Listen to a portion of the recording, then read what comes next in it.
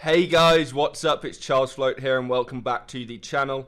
In this video, I'm going to be breaking down some of the worst myths that plague the SEO community, causing misunderstandings, arguments amongst peers, and downright failures of some campaigns altogether.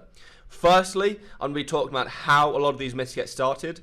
Then I'll be breaking down 5 of the worst offenders that cause the most damage and what you should be really focusing your time, energy, and capital on. And if you want to see more of this sort of content, make sure to drop a comment down below. Don't forget to destroy that like button, hit subscribe, and make sure you turn on that notifications bell so that you never miss a video I put out ever again. So without any further ado, let's jump into things.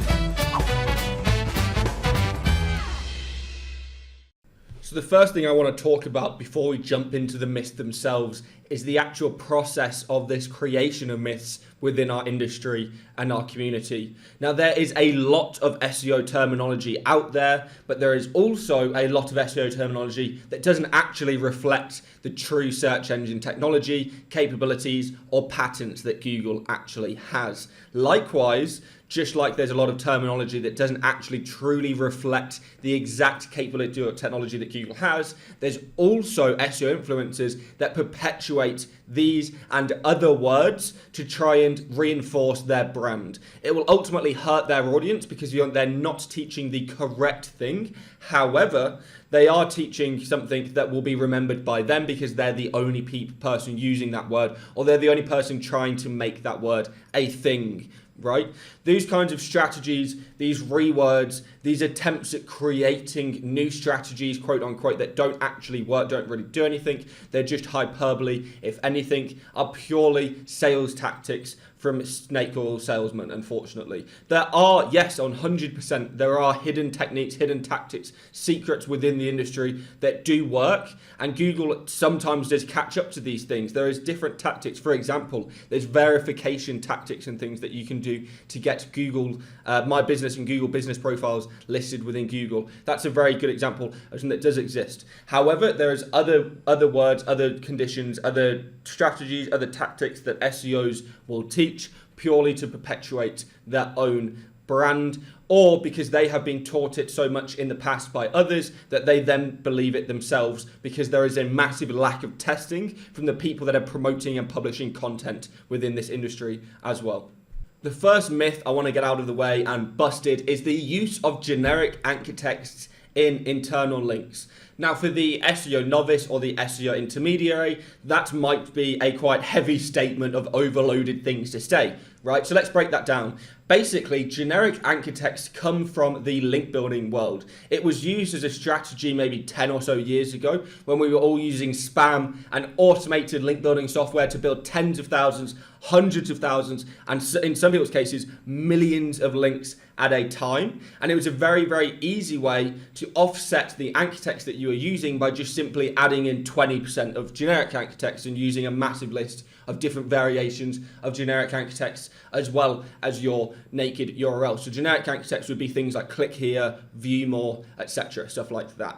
However, when it comes to internal linking, people have taken that methodology and that thinking from external link building and tried to put it into the on-page world. And there is tons of courses and SEO gurus and stuff that have taught this kind of internal linking. And it is a really, really bad and awful way to do it. Number one, because if you are going to be internally linking a page, it's because you are going to be passing some form of relevancy or juice. So you might as well use a keyword variant strategy that allows you to try and rank for multiple different keywords and allows you to send a specific juice signal through a specific keyword or a keyword variant that you are actually trying to rank for, rather than using a generic anchor text that doesn't pass any sort of relevancy signal aside from the article to the article itself.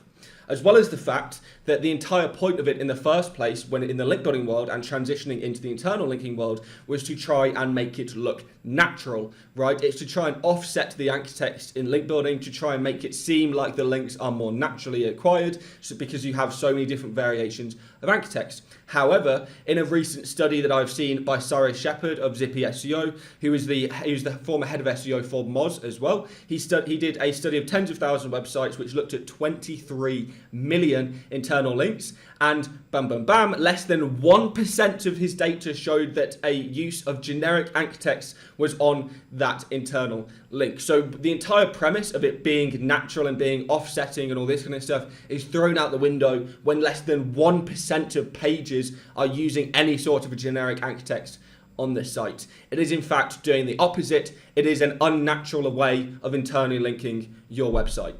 Myth number 2 is the bane of SEO Twitter existence. I don't think I've seen more argument over this single terminology than anything else within the SEO community. In fact, it got Backlinko under heavy fire last year when he started using it to promote his courses within SEMrush and his Backlinko website. So first of all, LSI Keywords originates, and the term LSI actually originates from a mathematical paper from France in the 1980s. It has nothing to do with actual up-to-date modern technological advances in indexing and natural language processing and all of that kind of stuff as well. It's completely irrelevant. It's just become a massive terminology to kind of encompass all sorts of things. Google has never at any point used in its algorithm LSI. It has never at any point, and despite what a lot of influencers and despite what a lot of SEOs will say to you, it has not at any point utilized LSI in any of its algorithms or its patents. It is an old technology that is out of date and has no bearing in modern SEO information. If you're wanting to do something that is theoretically similar, you're better off looking at topical clustering, which Google actually does. It's actually in their patents, and it's proven time and time again to work in SEO. Myth number 3 is something that a lot of SEOs will try and tell you, which is about the link building strategy directed at money pages. In my opinion and in my strategies, I have actually not directly built a link to a money page in months at this point. The reason being is that toxic links are getting more and more impactful, and they are more impactful than they have ever been before. If you have a toxic link pointed at your website, the ratio of good links you need to try and offset that truly toxic link is almost 10 to 100 good links to offset one truly toxic link. That's how bad it is getting, and that's how impactful they can be. If you end up building a link to your money page, and for some reason the site owner does something awful like building Viagra or casino links en masse, or selling his domain, or doing all sorts of dodgy stuff to his site because you do not have control over your links, and that link then becomes toxic, and it then devalues your page, you could potentially tank in rankings. Go from second, third, first place, all the way down to the 5th, 9th page even. I've seen in some cases where somebody, or an SEO specifically, has accidentally built a link, or a link has become toxic over time, and it has crippled that page's rankings. So linking directly to your money pages really risks that page level income. Likewise, if you're linking to supporting content, theoretically, you can use it to power up way more money pages than you would be linking to a singular money page anyway. That being because, number one, money pages in general, whether it be e-commerce, whether it be affiliate, whether it be anything to do with that, has tons of outbound links. That either be outbound internal or outbound external links on a page. And the more links you have on a page, the less link equity you get to individual links on that site, and as such, the less link juice will be spread between individual pages. On average, an e-commerce category page as a money page, or an affiliate page, review page, for example, will have 30 plus links, either internal or external, just on that basis. A supporting piece of content will have hardly any, and nowhere near that kind of 30-ish mark that money pages will have, as well as the fact that one piece of supporting content can generally link to multiple money pages, whereas one money page will only normally power up itself. You're normally not going to be linking that money page to other money pages unless it's in rare instances. Myth number 4 is keyword density, one of the oldest kind of SEO techniques in the world. And yes, actually in the 1990s, it did once work, believe it or not. And even so into the early 2000s, you could still keyword stuff things into your meta tags and etc. There is no ideal percentage of keywords in your content. Old school keyword techniques can easily lead to over-optimization issues these days. You don't want to have 20, 30 out of 1,000 words be your one keyword. That is over-optimizing the article 95% plus of the time. Just be sensible, be reasonable, don't 100% go off keyword or tool metrics, especially all of these content optimization tools that everybody is obsessed with nowadays. They do not give you a 100% accurate reading, and especially most of them, you only input one keyword that you're trying to rank for, when realistically, you're going to try and rank that page for tens, hundreds, if not thousands of different keywords. So you're better off putting the keywords where you'll get the most value, things like titles, things like headers, where Google actually looks for keyword data to try and influence the rankings in these SERPs. Focusing on keyword difficulty will just lead you to focus less on other keyword variants and optimization methods like schema, because bear in mind that most of these content tools, most of these optimization tools, most of these KD tools, they actually look at the content within the entire page. So that includes your FAQ schema, that includes your recipe schema, that includes your local business schema, whatever. And if those include your keywords too, then your keyword is going to be included in your density score. So it means that you're actually probably going to over-optimize or under-optimize because it's counted in other places that Google doesn't count it as well.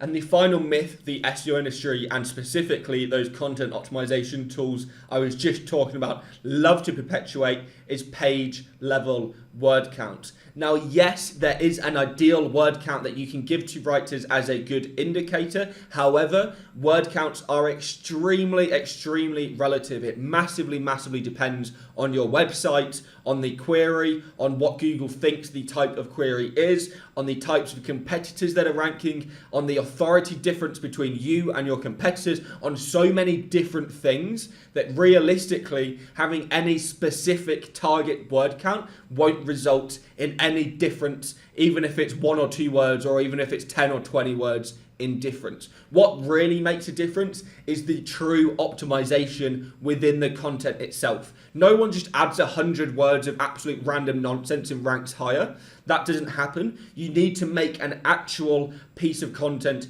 more optimized to try and make it rank higher. You can always make it less optimized if you've done the opposite, where you've over-optimized a piece of content as well, which is a lot of the times the case with a lot of these content optimization tools, as I just said. But realistically, ideal word counts are a good indicator for writers. They're not a good indicator for SEOs trying to look at what you should rank. And being generic, being random about your word count is not a good idea. It's all relative. It all needs to be checked manually, and make sure you are doing the correct piece of content and the correct length, the correct size, the correct type every single time. And that's it, guys. Thank you for watching. If you enjoyed this piece of content, drop a comment down below with what you'd like me to drop next. If there's any sort of types of content or videos you'd like to see me drop in terms of SEO or even digital marketing in general, drop a comment. I'm always interested to hear from you guys in terms of feedback about this video or any future videos you'd like to see me make as well. I'm most active on Twitter. You can follow me there at Charles_SEO. I'm least active on Facebook, facebook.com/thecharlesfloat, and you can grab all of my free and premium training at charlesfloat.gumroad.com. I'll see you in the next one, because I'm going to try and be uploading a lot more content in the second half we're now in of 2022. There's also, for all of the SEO Side Hustle 2.0 customers, going to be a ton of updates coming next week, literally 2 or 3 hours worth of video content. There's also going to be an SEO Gems live announcement fairly soon, and hopefully I'm going to be dropping a ton more content on Twitter as well, because I'm going to try and do a thread a day for a week. I'll see you in the next one. Thanks for watching. Don't forget to drop us a like, drop a comment, smash that subscribe button and hit that notification bell to see you in the next one. Peace.